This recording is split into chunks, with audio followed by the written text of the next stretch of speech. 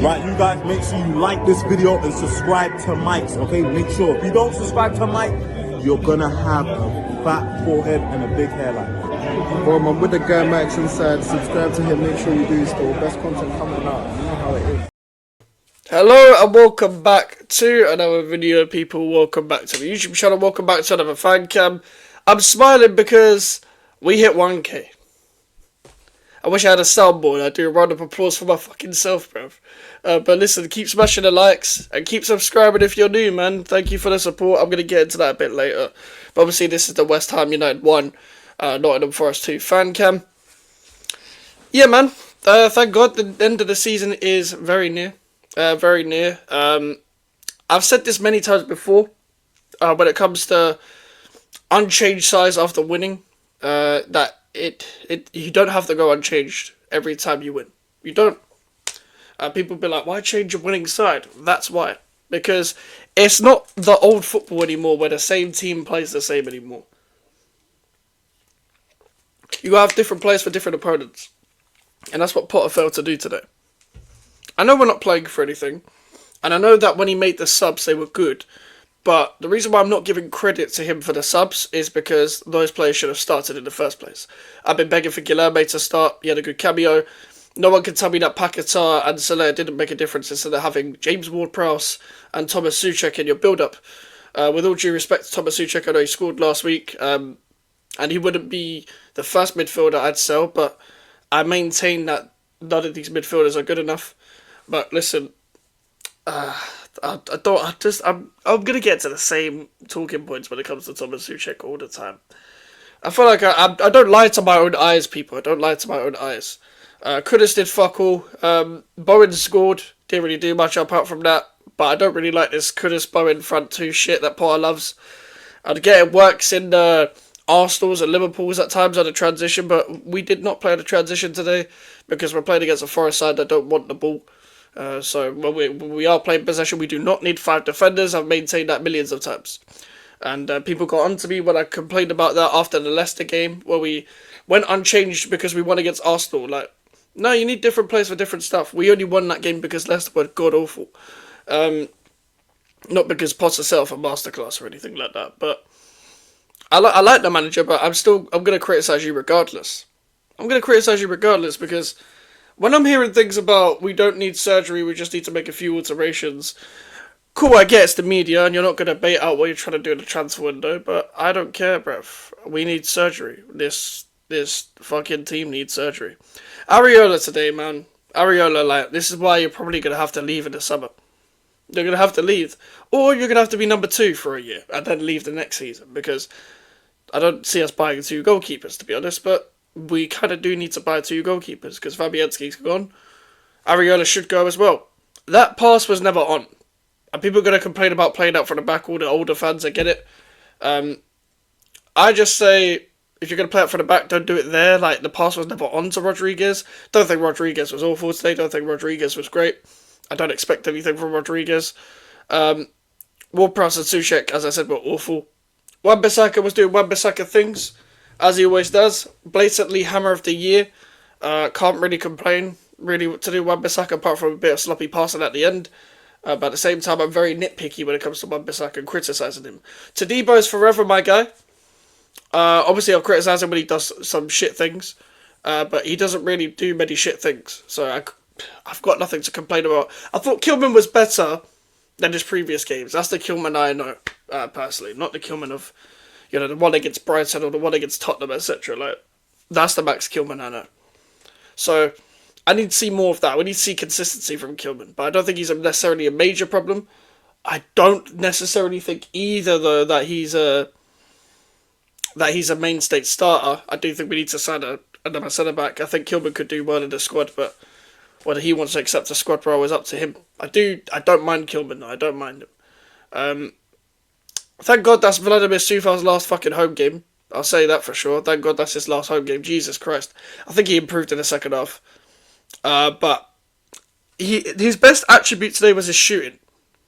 He put a couple good crosses in, but his shooting, he was really trying to score a goal. So, much as I don't really rate the guy, I don't like the guy, I would have loved for him to score today because it would have been Well, brilliant for us, but brilliant for him as well. Like, you don't score any goals for West Ham, and you're about to leave. If you scored today, it would have been great. Aaron Cresswell, thought he played really good. I thought he was probably one of our better players today. I think might have even been our best player today. I think the back three role suits him. Doesn't mean I'd keep him for another year like other West Ham fans would. Obviously, he's leaving as well. But I thought he played well today. I thought he helped. We're very one-dimensional in possession when we have to play the 5-3-2 when we don't have to, but Potter sets us out that way.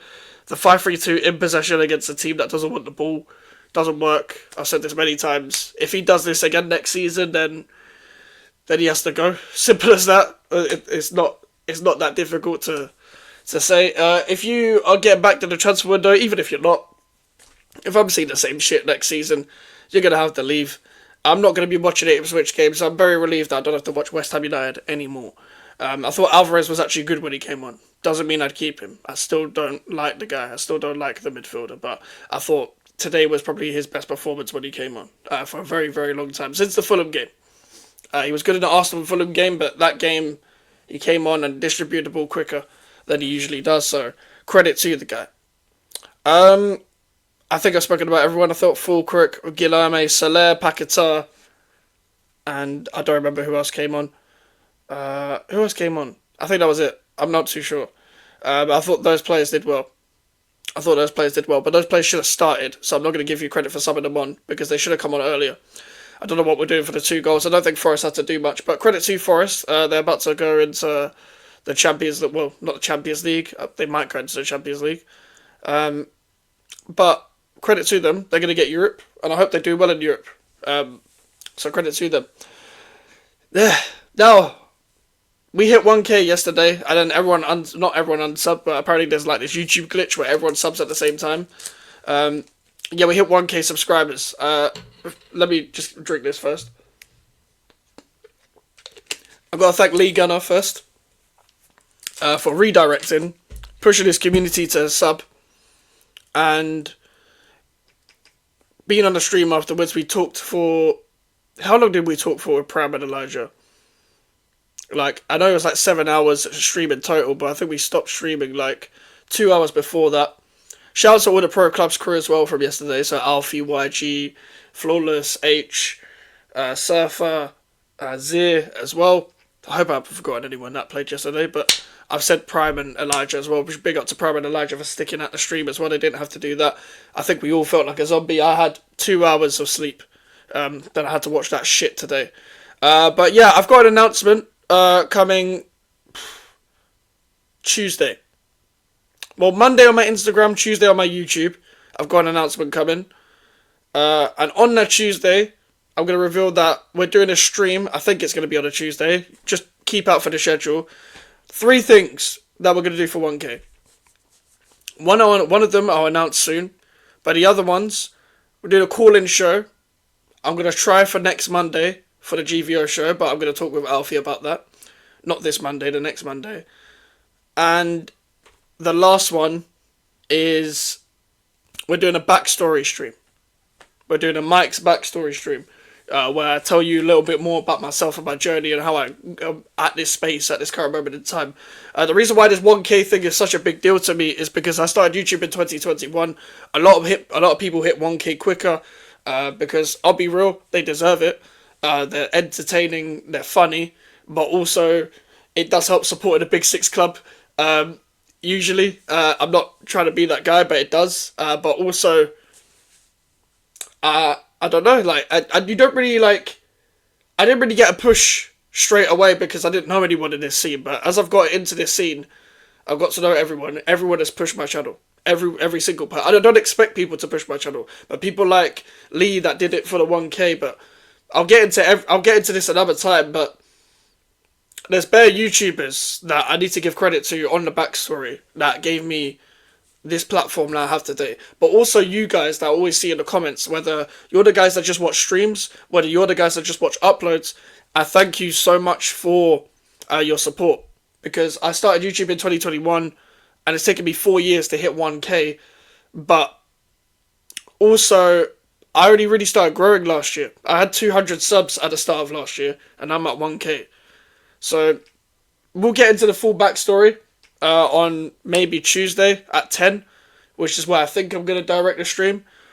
But we're going to get into it. Fuck West Ham. But listen, the season's nearly over. Yeah. We're going to have announcements coming. Just keep an eye on the socials. Notice how it doesn't say road to 1k subscribers anymore because we've done that. I guess it's road to fucking 10k now. But we'll get there one day. My goal is to do this full time one day. So we'll see. Make sure to leave a like, people. Make sure to subscribe. Social medias are in the description if you want to follow me. The email for inquiries. Thank you for 1k subscribers. Take care.